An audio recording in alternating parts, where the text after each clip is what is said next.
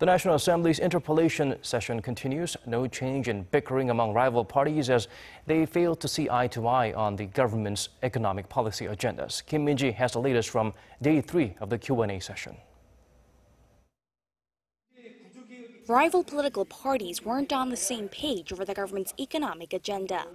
The opposition pointed to the double-digit hike in minimum wage for next year, saying it will be a burden on businesses and could lead to a drop in employment.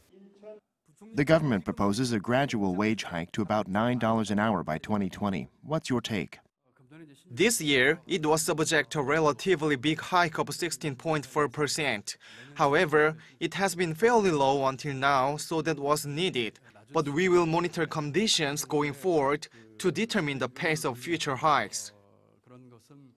Opposition lawmakers also criticized the government's plans to turn non-regular workers into full-time employees and creating more public sector jobs.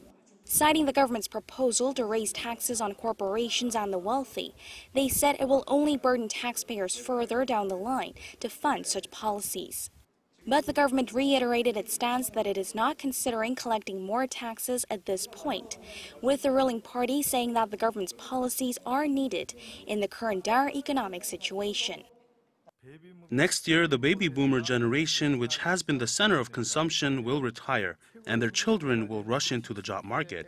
We face the threat of a further slump in spending and an increase in youth unemployment.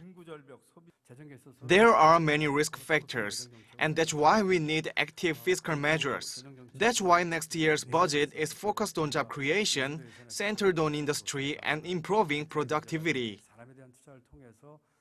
Another point of contention was the government's push for nuclear-free energy policies, with the opposition saying that even the past Liberal administrations recognized the need for nuclear energy.